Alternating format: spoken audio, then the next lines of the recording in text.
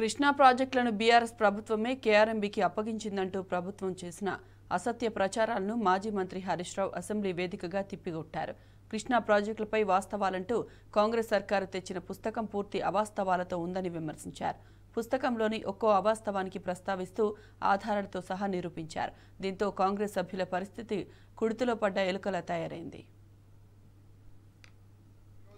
కృష్ణా నది ప్రాజెక్టులపై వాస్తవాలు అనే పుస్తకాన్ని ప్రభుత్వం సభ ముందు పెట్టింది.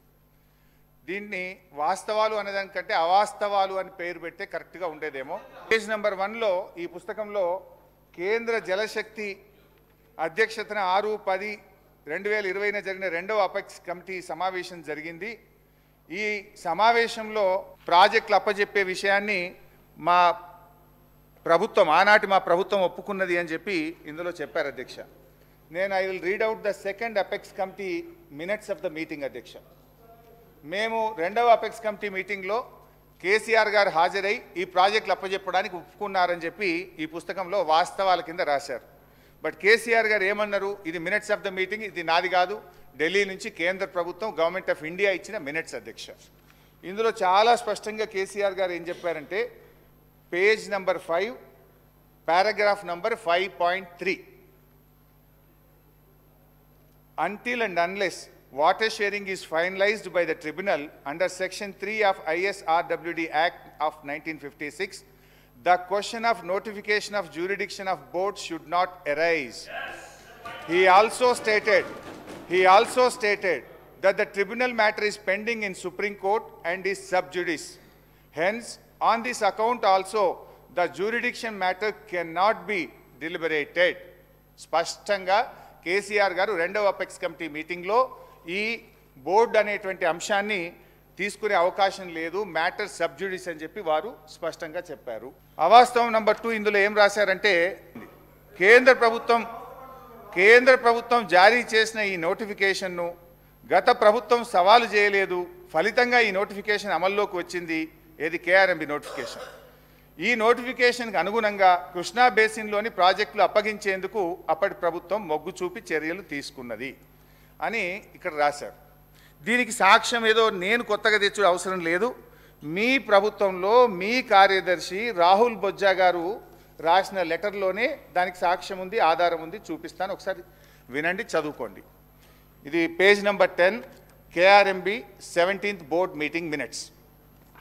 To this, Special Chief Secretary INCAD, Government of Telangana stated that they did not agree for transfer of the components of Srisailam and Nagarjuna Sagar and stressed that the matter may be referred to Apex Council to discuss common assets and review the Gazette notification number 2842E dated 15/7/2021. అంటే KRMB ఇచ్చినటువంటి gazette notification review చేయాలి, దీని మీద నిర్ణయం తీసుకునే అధికారం లేదు, దీన్ని అపెక్స్ కమిటీకి రెఫర్ చేయండి అని చెప్పి ఆ రోజు చాలా స్పష్టంగా మన ఈ రాష్ట్రానికి చెందిన స్పెషల్ చీఫ్ సెక్రటరీ గారు కేఆర్ఎంబీ మీటింగ్లో చెప్పారు. రాహుల్ బొజ్జా గారు పారాగ్రాఫ్ డిలో ఏం రాస్తారు పేజ్ 3లో అంటే, further Telangana sought modifications to gazette notifications SO number 2842, SO 2843 dated 15/7/2021. అంటే అప్పటి ప్రభుత్వం 15/7/2021 తేదీ నాడు ఈ గెజిట్ నోటిఫికేషన్లో మాడిఫికేషన్లు చేయమని ఉత్తరం రాసిందనే విషయాన్ని తిరిగి రాహుల్ బొజ్జా గారు తన లెటర్లో రాశారు. ఇది 2వ ఆధారం మీ ప్రభుత్వం. ఇక మూడవ అవాస్తవం ఈ మీ బుక్లో నుంచే చదువుతున్నాను. పేజ్ నెంబర్ 3లో పారాగ్రాఫ్ 2 ఇందులో ఏం రాశారు, 6/5/2022 మే 6వ తేదీన జరిగిన 16వ కేఆర్ఎంబీ సమావేశంలో తెలంగాణ చీఫ్ సెక్రటరీ రజత్ గారు, ఈఎన్సీ మురళీధర్ గారు నీటి నిర్వహణ నియామావళిని ఖరారు చేసి ఈ ప్రాజెక్టులు అప్పజెప్పడానికి ఉత్తర్వులు జారీ చేస్తామని హామీ ఇచ్చారు అనేటువంటి విషయాన్ని ఈ పారాగ్రాఫ్ 2లో రాశారు. అప్పజెప్తామని తెలంగాణ ప్రభుత్వం ఒప్పుకున్నది, అప్పటి ప్రభుత్వం ఒప్పుకున్నదని మీరు రాశారు ఇందులో. దీనికి మీ రాహుల్ బొజ్జా గారే మంచి సమాధానం చెప్పిండ్రు. అది కూడా చూడండి. రాహుల్ బొజ్జా గారు మీ సెక్రటరీ, మీరు వచ్చిన తర్వాత పెట్టుకున్న సెక్రటరీ, పేజ్ నెంబర్ 3లో చాలా స్పష్టంగా రాశాడు. Paragraph C, similar views as stated in para A and B above were expressed in the 16th KRMB meeting by Telangana that handing over of the projects can be considered only after finalization of operation protocol. ఎవరు చెప్పింది ఇది? మీ secretary Rahul Bojja గారు 16వ KRMB మీటింగ్లో operation protocol కాకుండా ఒప్పుకోము అని అప్పటి ప్రభుత్వం చెప్పింది అని చెప్పి మీ సెక్రటరీ గారు కొత్తగా రాసిన ఉత్తరంలో రాశారు. ఇందులో మీరేం రాసిండ్రు? అప్పచెప్పుతామని 16వ కేఆర్ఎంబిలో ఒప్పుకున్నారనే ఒక అవాస్తవాన్ని రాశారు. ఇదంతా తప్పుల తడక. ఎట్టి పరిస్థితుల్లో ఒప్పుకోమని స్ట్రెస్ చేసింది. మీరు దీన్ని అపెక్స్ కౌన్సిల్కు రెఫర్ చేయాలని చెప్పి 17వ కేఆర్ఎంబి మీటింగ్లో కూడా అప్పటి ప్రభుత్వం చెప్పిందనే విషయాన్ని మీ రాహుల్ బొజ్జా గారు, మీ సెక్రటరీ గారు కేంద్ర ప్రభుత్వానికి రాసిన ఉత్తరం. ఇది అవాస్తవం నంబర్ 3.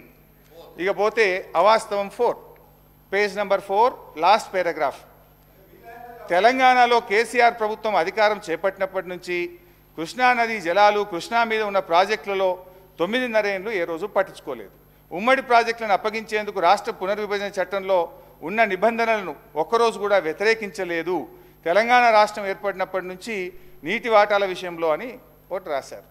మేము ఆ నీటి వాటాలను వ్యతిరేకించలేదు అని అన్నారు కదా. దాంట్లో స్పష్టంగా సెకండ్ అపెక్స్ కౌన్సిల్లో స్పష్టంగా కేసీఆర్ గారు దాన్ని వ్యతిరేకిస్తూ చెప్పినటువంటి మినిట్స్ ఉన్నాయి. అంతేకాకుండా 27 ఉత్తరాలు రాశాం ఇప్పటివరకు. ఈ నీటి వాటాల పంపకం మీద 50-50 రేషియో ఇవ్వాలని ఉత్తమ్ కుమార్ రెడ్డి గారు మాట్లాడుతూ లాస్ట్ ఇయర్లోనే 50-50 రేషియో గురించి మాట్లాడడం ప్రారంభించారు అన్నారు. అది అవాస్తవం అధ్యక్ష. మీరు రాసిన దాంట్లో పెట్టినారు. డేటెడ్ 7/7/2018 రోజు తెలంగాణ చీఫ్ సెక్రటరీ ఎస్కే జోషి గారు అప్పటి కేంద్ర ప్రభుత్వానికి స్పష్టంగా ఒక లేఖ రాశారు. As KWDT did not specify the shares of Telangana AP in order and KWDT2 is dealing with the same, the share of Telangana and AP out of inflows received to Srisailam and NSP may be shared in the ratio of 50-50 pending the final settlement by the tribunal. Further, 50% inflows received at Srisailam shall be allowed to flow down till requirements of NSP are met. ఉన్న వాస్తవాలు చెప్తే వాళ్ళకి మింగుడు పట్టలేదు. ఇప్పుడు 4 అవాస్తవాలు నేను స్పష్టంగా మీరు పెట్టిన బుక్ ఇది with records with proofs I have shown.